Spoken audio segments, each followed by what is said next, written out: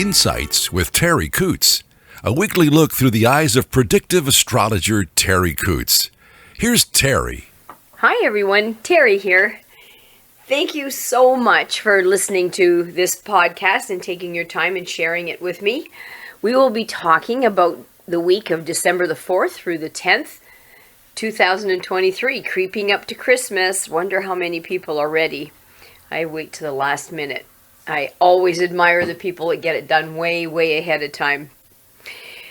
As I said last week, we've got that real optimistic energy of Sagittarius still dancing around. So this is a super duper time for us to use that energy and build on it, I'm going to say. Just really layer that positive thought, the positive feelings, the optimism. Now, Christmas can be very difficult for some and can be extremely happy for other people. It just depends, I suppose, on some of the rituals that you were exposed to when you were a child, or some of the experiences that made it happy or sad. So I think with the Sagittarius energy and the optimism, and we have Scorpio in Venus, it would well serve people around us to look around and say, is there anybody that I'm aware of that is struggling? Just really observe that.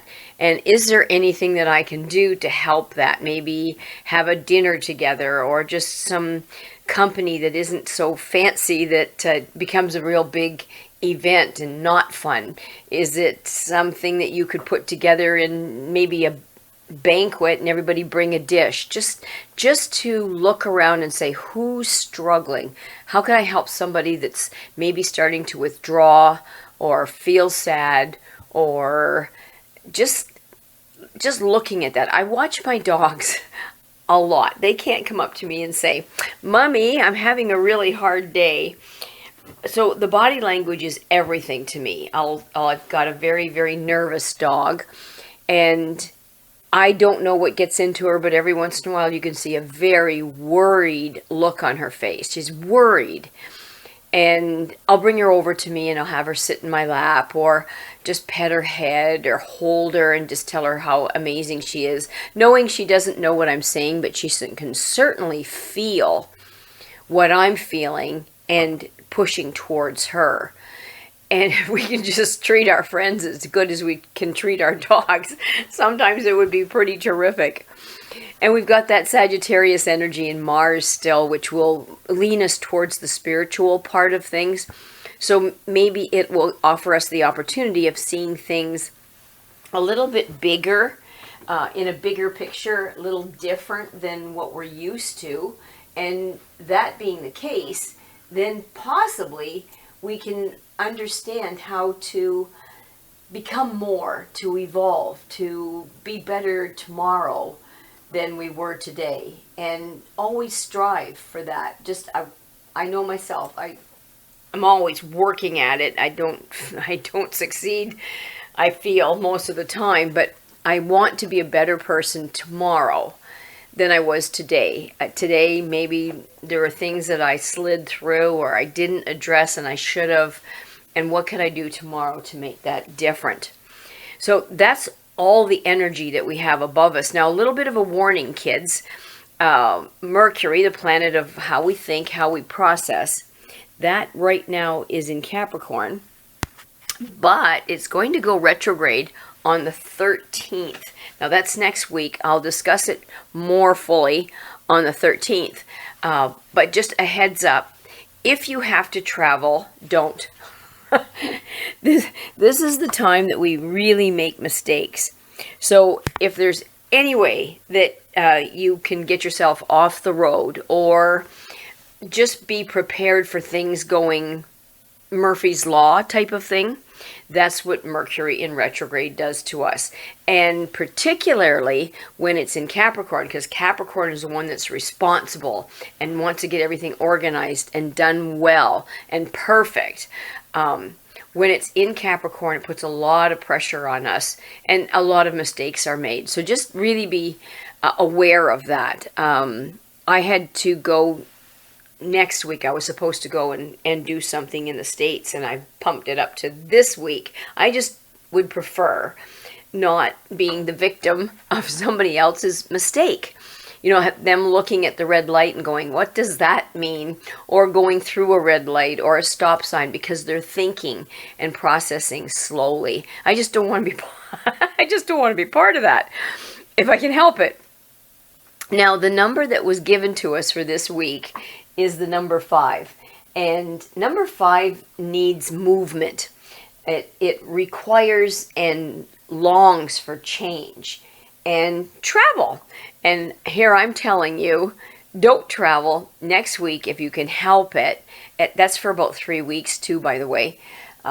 So maybe you need to get your traveling like I am in this week, and next 3 weeks lay a little bit lower, or be just really careful on, you know, let's just say you were taking an airline.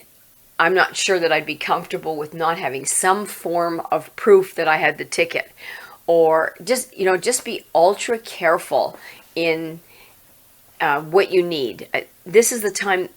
Next week I would pack up. If I was going someplace, I'd pack up the day before, make a list, make sure all the things that are really important, like your passport, are right there and your directions right there.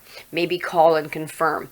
It is a time, as a business owner myself, I do call and confirm the appointments to make sure we had the same conversation on the phone and that the times are the same as what we thought we heard from each other. And number 5 makes us want to search for freedom and maybe a little bit of adventure as well for this week. It puts us in a mind frame that is a little bit more open to new things and new ideas. And there's a little bit of a leaning towards leadership. So if you're in a position, like I am with my animals, I do have to be the leader. I do have to, I don't have to be a bully. I don't like bullies. But I do have to help make the area safe for all the dogs and that they all feel secure by being very consistent and keeping the boundaries in check and understandable. So I, you know, with all of my dogs, I don't want a lot of barking, of course. You wouldn't want 15 dogs barking in your ear all the time. And some days, I will admit, they're barkier than other days. So that in mind, if I start to get sloppy as a leader and start to let it slip, then I'm going to have a whole bunch of maniacs barking all over the place, and then I'll get frustrated. So when I see that it isn't necessary and they're just feeding off each other for no good reason, I will nip it in the bud and I will say, that's enough, quiet. And I'd stand there calmly, look at everybody, wait for the calm, and then say, okay, let's go outside. But you try to do that calmly, because other than that, it's an explosion of dogs headed for the door. Number 5, too, has an ambitious streak in it, and very sensitive. So it's an energy field that, you know, could give us some motivation to get into something, to do something, to stretch outside of ourselves and engage in something that we wouldn't normally consider doing. The weakness of number 5 is being very careful not to be moved too quickly by ideas that came up suddenly but haven't been really thought through. I know the government seems to be really good at that. They'll put laws in place, like walking back the ban on Google and news and the war that they got into. I really don't think it was thought through. And then what happens is we get into trouble that way. So that's the warning for the number 5. And there may be an inclination to nervousness and restlessness with this. So what I do with that is I will, again, watch my dogs. If one's, you know, if we're going out to the bush with the dogs and I notice one's pacing, tongue hanging, panting, I see the nervousness. So I'll maybe give them something to hold, like a ball. Give them something to do. Here, let's go do a little bit of agility just to burn it off in a constructive way. So if you notice yourself starting to get a little bit nervous, and nervous in how you feel. I've noticed it myself lately. I'm perfectly fine 1 minute, and the next minute I feel anxious. I feel this pressure. I think nothing changed, so that I have to think about it and say, so what's bugging me? And there might not be anything. It might just that I'm feeling the vibes that are around me. And your animals do the same thing too. They're very sensitive to vibes, to that energy field. And so I don't just slough it off. I will address it. I'll honor it, not feed into it, and then see, can I bleed this energy off in a productive way? I did do some cards for us. One of the cards that came up that, actually a few of them are major cards. And anytime there's major cards, it piques my attention because I know that there's ramification. We don't just get to slide through. It wants us to sit up and take notice. One of the bigger ones is energy that helps us, encourages us to move forward in our life, building on the mistakes that we've made, the challenges that we have overcome or endured, and then moving forward, but being better than we were before. Now, when I say that, what I'm saying is this energy wants us to recognize that maybe we were hurt or maybe there was damage, but did we let those circumstances take away from us and make us less? Or are we letting those circumstances or encouraging those circumstances to help us to be more than what we are? So many of us, and remember that this is a very general reading. It's not like doing it in person and focused on each person. When we have this, it's a natural conclusion. So many of us may be coming, and I guess it's appropriate because January is coming and it's supposed to be the first of the year. We're coming to a natural conclusion where the phase that we're in, the energy field, the experiences that we're in are leading us to another cycle that we can experience and supposed to be better in the next cycle. So it's the end, excuse me.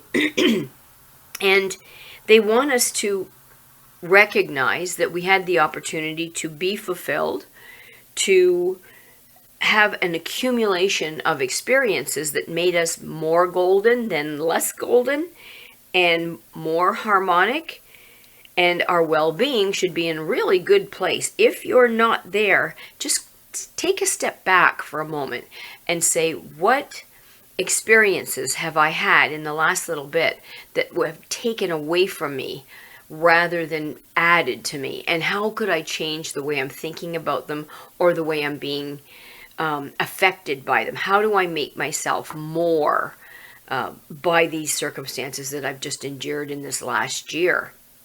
Many of you are going to have trouble sleeping in the next little bit. That's one of the warnings. The 9 of Swords came up, and it's showing lots of thought, lots of revisiting maybe events in our life that bother us and keep us awake at night. The older I get, the more events keep me awake at night. During the day, there'd be no problem. If I had time for a nap, I'd be out like a light. It's just nighttime. It's really funny how that works. And it seems to be quite common, I'm afraid. Be very careful of your health in the next week. There's going to be some pressure on quite a few of you in the immune system. Maybe it's because we're all getting together and having, social events.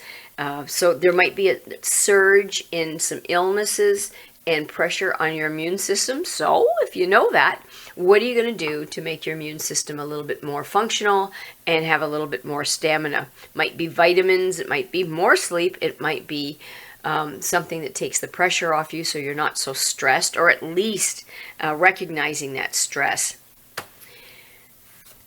I would say, looking at the way the planets are, the first part of the week, health-wise, because we're talking about that right now, really be careful what you eat. There's going to be pressure on our tummies and pancreas. So if you have any pancreatic issues at all, be prepared that there'll be a little bit more pressure on that cute little organ. And how can you help it? by maybe not having too much fatty foods, having a little bit more bland diet. If you have stomach issues, there's going to be pressure on the small intestine and the digestive tract. So if you have any stomach issues, and I'm looking at my dogs for that. I've got a number of rescue dogs that have stomach issues because they came from a really difficult position, and their stomach is very sensitive. It doesn't take much to throw them off because their stomach isn't great because of the damage that was done when they were younger. So I know that next week there's going to be pressure on that. I won't add anything that would add pressure. I'll be careful of how much oil is in their food. I just won't go out of the boundaries for myself or the dogs. So just be really careful. Middle of the week, we're looking at possible pressure on our kidneys. So if you're vulnerable in that area, the kidneys, the bladder, take extra care. Drink lots of water, flush those little babies out, and don't go down the toilet, so to speak. Now, the last card that I pulled that I want to address is the Devil. And that always raises my eyebrows. It's a major card. It's upside down, which is not a bad thing. It's showing in the position that it is that many of you, because of the work that you've done in this last year, because of the trying to evolve, trying to be better, working at it, when the Devil card is upside down, there is definitely a release of bondage. We tend not to lie to ourselves anymore. And it is amazing. I really am amazed how many times I'll tell myself something that's not true. Well, I'm doing this because, yeah, but. So what we need to do is really look at what is the actual truth that we're experiencing right now. And to look at it full in the face without fear, embracing it for what that truth is, will release us.